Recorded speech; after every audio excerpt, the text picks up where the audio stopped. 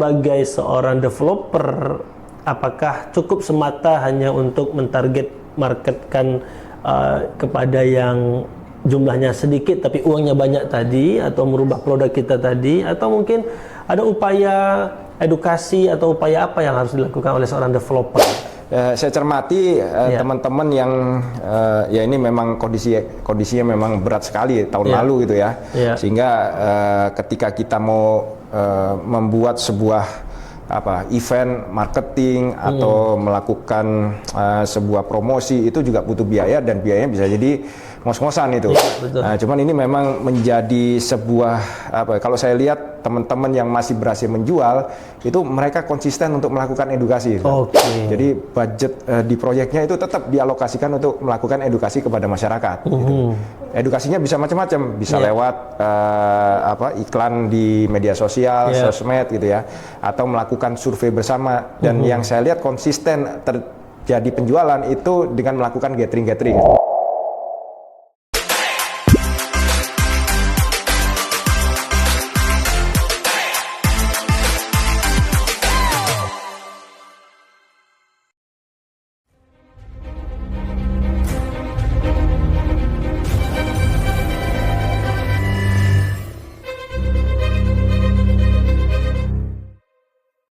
Yang pertama, kalau memang karena tadi akuisisi lahan itu kan nggak gampang. Betul. Sudah diakuisisi, ternyata lahannya memang khusus untuk rumah tinggal. Untuk shifting ke produk lain ini mungkin butuh waktu lagi. Nah, ini yang mungkin perlu kita siasati juga ketika kita sudah kadung nih, sudah masuk ke properti yang rumah tinggal. Ya mau nggak mau kita harus mencari produk market fit kita.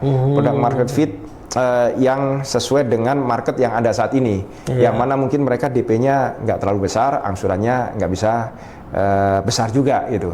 Sehingga solusinya? Ya bisa jadi produk kita yang tadinya mungkin harganya DP-nya besar, angsurannya juga nggak mampu mereka masuk, kita perkecil produknya. Jadi yang tadinya mungkin luas tanahnya 60, luas tanahnya 120, kita potong jadi 60 meter. Tadi mungkin luas tanahnya 100 jadi 50 meter. Bangunannya mungkin yang 2 lantai, sekarang mungkin kita turunkan menjadi 1 lantai yang cukup 1 kamar dulu. Sementara untuk agar para konsumen atau para pembeli itu masih bisa membeli produk di tempat kita. Itu salah satu produk yang bisa kita buat, kita create untuk bisa menjembatani konsumen-konsumen yang ada saat ini, karena kondisinya memang untuk rumah pertama ya seperti itu kondisinya gitu. Atau yang kedua, kita shifting ke market yang pegang uang tadi. Itu tadi. Nah, pegang uang itu mereka bukan mencari rumah pertama itu, bukan mencari rumah tinggal. Yang dicari adalah produk investasi yang ketika dia beli itu bisa langsung mendapat kickback dari investasi dia. Bisa dari kafling. Kalau kafling kita beli sekarang, 10 tahun lagi ditungguin, bisa jadi harganya 10 kali lipat. Beda sama emas. Emas itu paling ya, kalau di rata-rata sekarang ini mungkin agak tinggi memang kenaikan. Tapi kalau di rata-rata selama 10 tahun, itu rata-rata itu nggak nyampe 10% itu kenaikannya. Kalau kafling, tanah, itu bisa naiknya berlipat-lipat itu. Bisa ngalahin harga emas. Itu kafling. Atau properti yang bisa langsung dipakai dan bisa menghasilkan uang di situ, kayak seperti rumah kos, homestay itu, itu sangat diminati bagi investor-investor, segmen-segmen yang saat ini pegang uang di atas. Nah, ini bisa jadi shifting strategi saat ini, sehingga ketika sudah produk kita sudah terserap oleh pasar dan kita punya lebih dana, baru kita masuk ke produk properti yang rumah tinggal lagi gitu. Itu juga mungkin bisa dijadikan strategi juga. Baik. Alhamdulillah, sahabat-sahabat Asosiasi Developer Properti Syariah sekalian, berarti ini memang masukan yang sangat bagus sekali bagi teman-teman yang saat ini proyeknya mungkin dalam keadaan stuck begitu ya Pak Arif ya.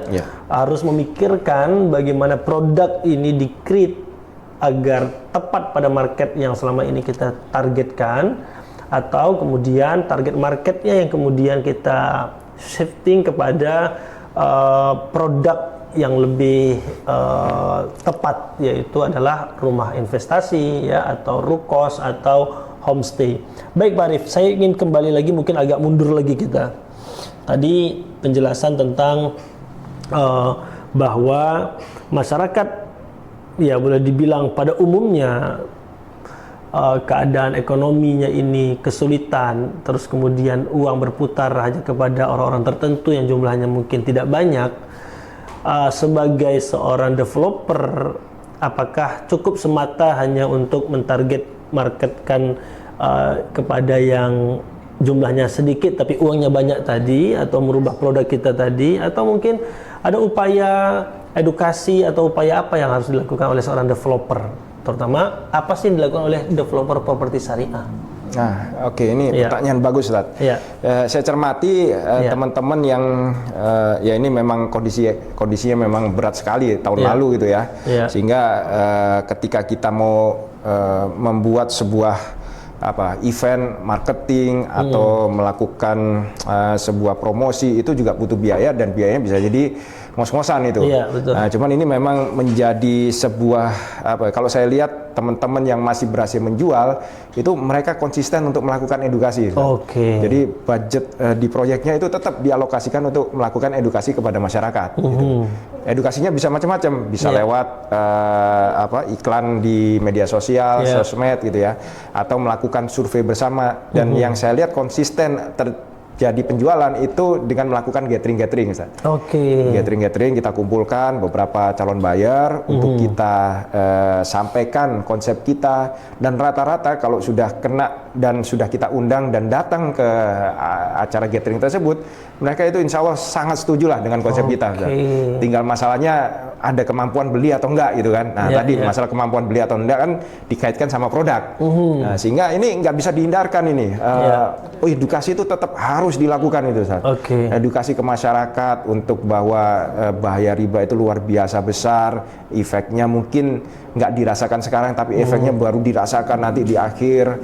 Itu tetap harus diedukasi itu masyarakat ya. Artinya Pak Arif menyampaikan tadi bahwa teman-teman developer properti syariah harus mengerahkan dan mengalokasikan tenaga, pikiran, waktu, dan bahkan mungkin juga biaya untuk tetap poin utama adalah melakukan edukasi kepada masyarakat, begitu kira-kira? Betul, dan itulah kekuatan kita sebenarnya.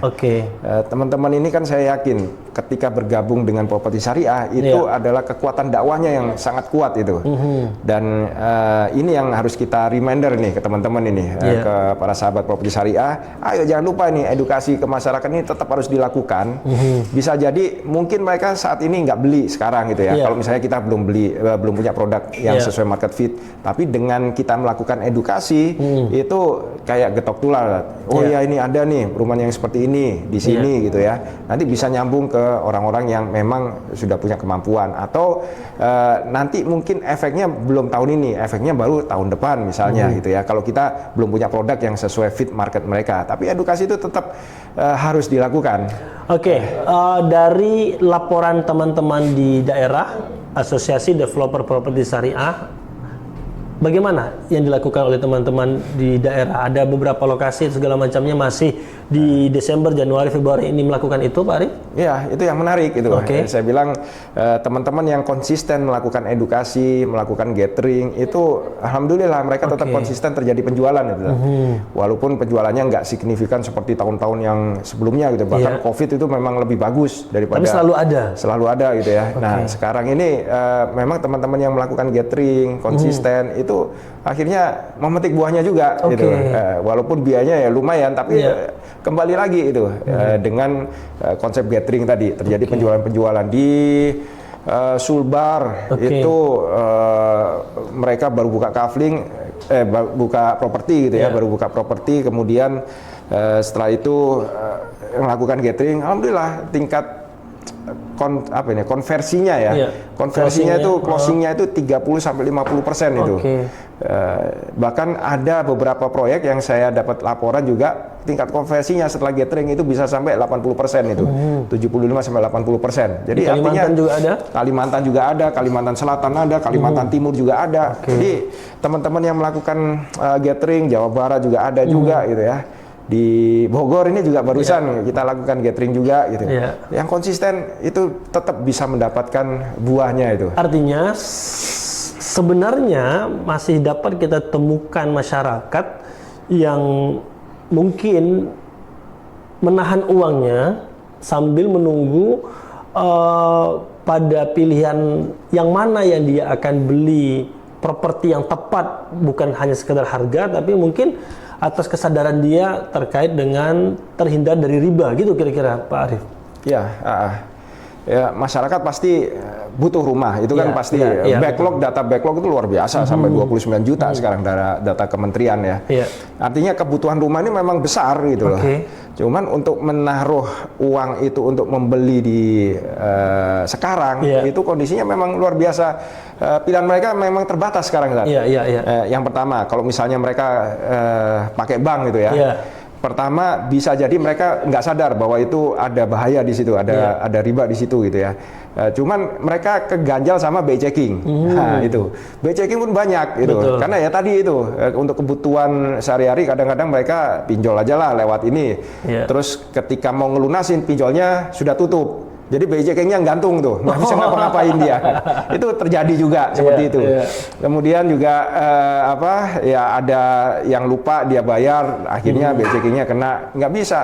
Banyak properti developer konven yang menggunakan perbankan itu juga mengatakan saya ini peminat banyak Pak. Mungkin dari 10 yang di-approve 0 itu. Dari 20 bisa cuma 1 itu. Tapi di satu sisi itu sebenarnya adalah potensi bagi properti syariah. Betul. Yang tidak menggunakan perbankan. Tidak menggunakan perbankan. Selama melakukan edukasi dan muncul di tengah-tengah masyarakat. Yes. Itu poinnya Ustaz. Jadi potensi market ini sebenarnya banyak sekali gitu ya. Kebutuhan rumah itu pasti ada itu. Nah, kalau kita tidak melakukan edukasi, tidak mengenalkan produk kita, tidak mengenalkan bahayanya riba, bagaimana mungkin masyarakat tahu kita ada? Betul, itu yang terjadi itu. Sehingga kita perlu konsisten ini, tetap konsisten edukasi ke market tentang produk kita.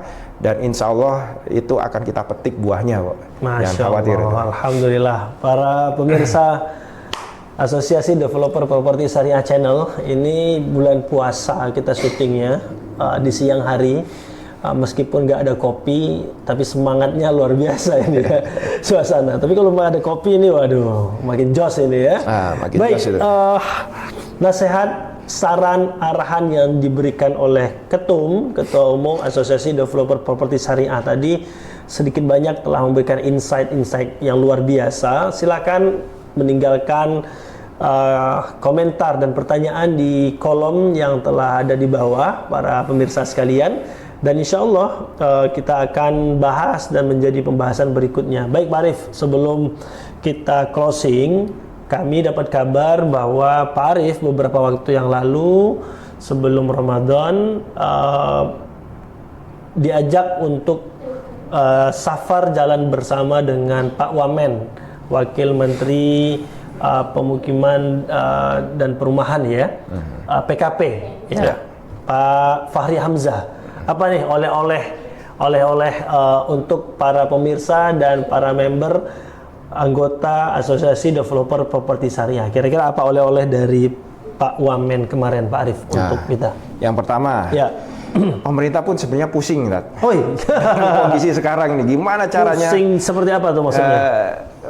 Pemenuhan kebutuhan rumah itu kan sebenarnya kewajiban pemerintah, kewajiban negara itu. Jadi negara wajib itu di Undang-Undang Dasar tahun 45 yang sudah diamandemen pasal 28 kalau nggak salah. Itu bahwa kewajiban untuk pemenuhan rumah itu adalah negara itu. Warga berhak untuk tinggal di rumah yang layak dan lain sebagainya. Saya lupa teksnya gitu ya. Tapi artinya kalau hak negara ya hak warga negara itu adalah kewajiban dari pemerintah untuk memenuhi itu. Tapi kenapa bingung? Nah, ini beliau sendiri yang menyampaikan, Pak Fahri sendiri menyampaikan, yang bisa akses ke perbankan sekarang ini cuma 12%. Gitu. Nah, ya 12% ini ya kita kasihan juga, belum tersadarkan juga. Kalau mereka tersadarkan mungkin nggak mau juga gitu ya. Tapi artinya yang bisa punya rumah dengan skema yang ada saat ini itu sangat kecil sekali. Yang lainnya itu nggak bisa ngambil rumah itu. Nah, terus gimana caranya? ya orang yang punya akses ke perbankan itu pun terbatas juga. Nggak semua masyarakat Indonesia bisa akses ke perbankan. Kenapa? Karena mereka kerjanya di sektor non formal, kerjanya di UMKM, pedagang, pebisnis dan sebagainya. Itu pun nggak bisa akses ke perbankan juga, sehingga ini menjadi sebuah kepusingan buat pemerintah juga, gimana caranya agar orang-orang ini tetap bisa memiliki rumah. Ini kan sebenarnya bukan masalah stok, ini bukan masalah supply dan demand sebenarnya, karena stoknya, datanya pun saat ini rumah yang ready stock itu pun banyak juga, ratusan ribu itu. Artinya ini kan masalah distribusi, masalah distribusi. Di kemarin itu kita keliling sama Pak Wamen ke salah satu apartemen yang dimiliki oleh salah satu BUMN perumahan di Indonesia ya. Itu ada 4 tower kosong. 4 tower apartemen kosong. 4 tower apartemen kosong. Rusunawa. Padahal ya masyarakat butuh gitu kan. Tapi nggak bisa beli gitu. Terus ada juga yang dijual dengan harga yang sangat murah, tapi karena nggak ada pengelolaan di situ, akhirnya jadi tempat yang kumuh gitu kan.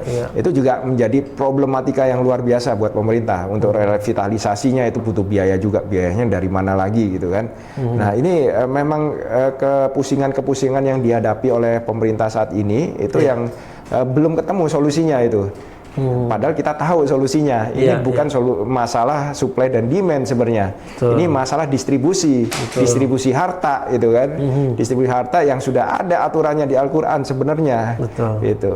Kalau kita tahu distribusi harta, nggak boleh kita jualan uang, jualannya produk, rumah, gitu. Dan kita edukasi market terus menerus. Insya Allah ini menjadi solusi. Dan kita sampaikan juga ke Pak Wamen. Kita ini nggak pakai subsidi loh. Kita ini malah mau ngasih solusi nih buat pemerintah gitu kan. Gimana caranya agar semua orang masyarakat Indonesia bisa punya rumah. Bahkan dengan skema kita itu APBN bisa dihemat luar biasa itu. Kita udah ngitung kan, 3 juta rumah, itu kan targetnya pemerintah sekarang ya.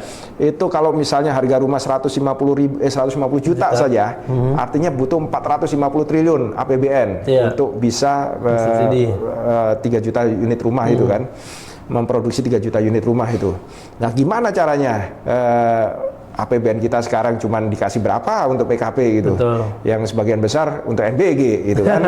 NBG yang Ramadan yang lagi puasa tetap aja jalan itu, nggak tahu kemana itu kan.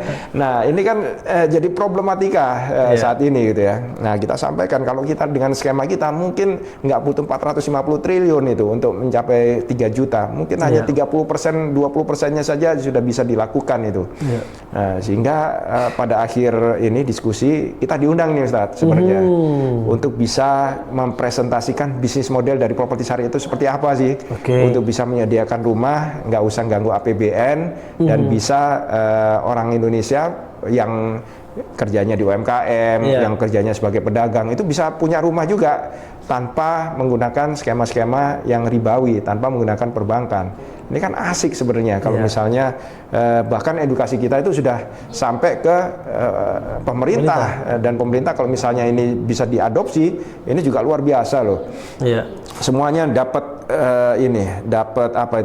dapat manfaat dari situ gitu. Dan jangan khawatir, bank nggak akan mati kok kalau misalnya perumahan itu nggak pakai bank gitu.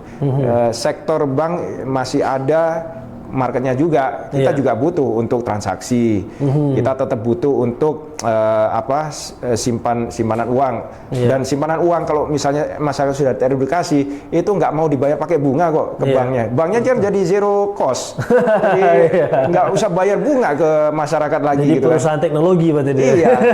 Yang dikatakan Pak Purbaya kemarin gitu kan, ini Jerman. Jerman ini yang lebih syariah ini kan. Kenapa? Karena dia lihat bunganya lebih rendah. Itu aja dilihat itu. Jadi syariah atau enggak itu dilihat dari bunganya rendah atau tinggi. Padahal kalau misalnya beliau tahu kalau masyarakat Indonesia teredukasi, nggak mau pakai riba gitu ya, nyimpen duit itu nggak pakai bunga udah. Jadi bank keluar duit juga nggak pakai bunga juga gitu. cukup dari transaksi-transaksi yang untuk transfer, jasa transfer itu kan ya silakan aja itu kita bayar ya nggak apa-apa gitu kan. Nah itu solusi sebenarnya dengan skema kita ini untuk pemerintah, untuk masyarakat, untuk perbankan juga gitu. Dan mestinya sebagai anggota developer properti syariah semakin semangat ini Pak Arif ya. Harusnya semakin semangat, apalagi ini bulan Ramadan. Yang satu kebaikan itu dibahas dengan 10 kali kebaikan gitu kan. Nah ini harus segera ini Ustaz, kita sebarkan ini dan semangatkan lagi, gelorakan lagi, dan ajak dari para member ini untuk ajak keluarganya, ayo gelorakan lagi properti syariah ini di Indonesia. Allahu Akbar. Baik para pemirsa Asosiasi Developer Properti Syariah Channel yang berbahagia, kita pengen berlama-lama, tetapi suasana dan waktu pula lah yang telah membatasi kita.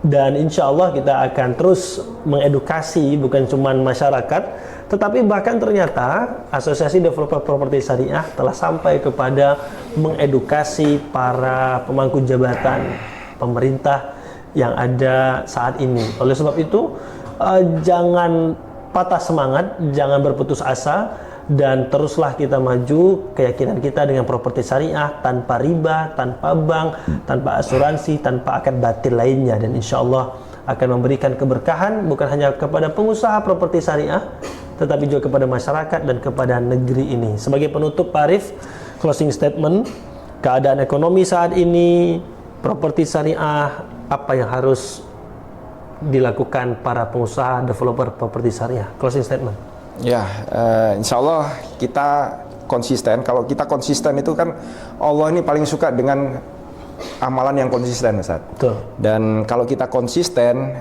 itu tadi ya, edukasi, kemudian konsisten untuk menaikkan level pengelolaan properti syariah kita dan dikenal oleh masyarakat, dikenal oleh pihak-pihak yang berkepentingan. Insya Allah ini akan, walaupun mungkin belum sekarang, tapi insya Allah buahnya itu akan kita petik. Nggak akan lama lagi lah insya Allah. Ini yang perlu kita siapkan dari sekarang gitu ya. Jangan sampai kita kendor terhadap edukasi walaupun kondisi ekonominya lagi lemah misalnya gitu ya. Tetap kita harus kuatkan edukasi kita kepada market, tetap kita harus kuatkan mindset kita dulu nih juga untuk tetap membanjiri tim kita dengan semangat-semangat, dan insya Allah kita yakin bahwa pertolongan Allah ini sudah sangat dekat sekali ini. Itu Ustaz. Amin, amin, amin. Allahu Akbar. Para pemirsa Asosiasi Developer Properti Syariah Channel yang berbahagia, insya Allah mudah-mudahan Ramadan ini seruan untuk orang-orang beriman agar kita menjadi orang-orang yang bertakwa, dan ketakwaan kita adalah mewujudkan properti syariah tanpa riba. Mudah-mudahan itu bagian dari perjuangan yang diridhoi oleh Allah Subhanahu wa taala. Baik, sampai jumpa dengan program berikutnya. Kami akhiri. Assalamualaikum warahmatullahi wabarakatuh. Waalaikumsalam. Terima kasih banyak Pak Arif. Sama-sama Ustaz. Masya Allah. Alhamdulillah.